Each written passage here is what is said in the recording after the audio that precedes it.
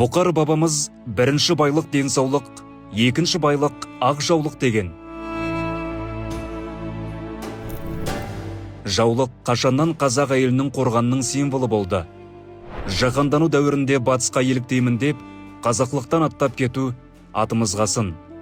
Дегенмен кейбір теріс ағымдардың ығына еріп, бетті түгел бүркемелеп киіну де шектен шығу екенін ұмытпаған абзал.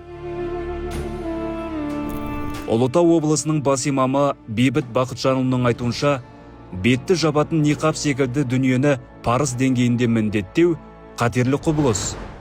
Алла тағала Нұр сүресінің 31 аятында: «Мүмін әйелдерге айт, харамға көз салмасын, еріксіз көрінетін жерлерінен басқа әбүйірлерін ашпасын, әрі зинадан сақтасын» деп бұйырған.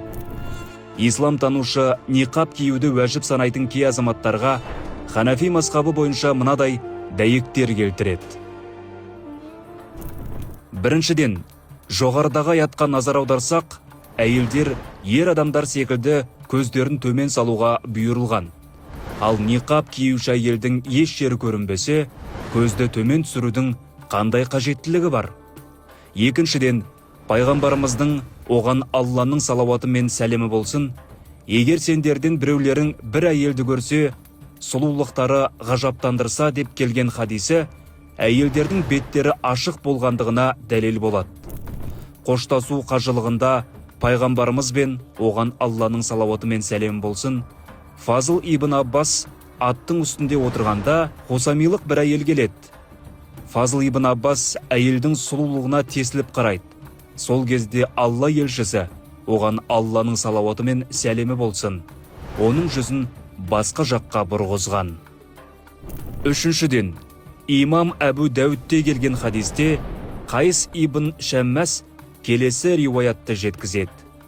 Умму Қолат деген бір әйел Алла елшісіне, оған Алланың салауаты мен сәлемі болсын, өзінің өлтірілген ұлының хәлі туралы сұрау үшін келгенін айтады. Сонда сахабалардың кейбірі, балаң жайындағы мәселенің шешімін білу үшін бетіңді жапқан күйде келдің бе дейді.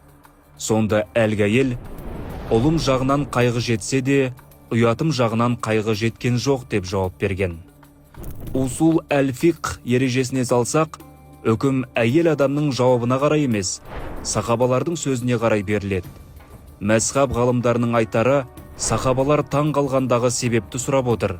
Егер ниқаб уәжіп амал болғанда, бұл сұрақ болмас еді. Ислам танушы осындай себептерге байланысты дінімізде бетті бүркеу секілді парыз жоқ екенін алға тартады. Дегенмен осындай негізсіз амалдарды себеп қылып, діннің рухына үңілместен кесіп пішіп үкім шығару да дінге жасалған қиянат екенін айтады.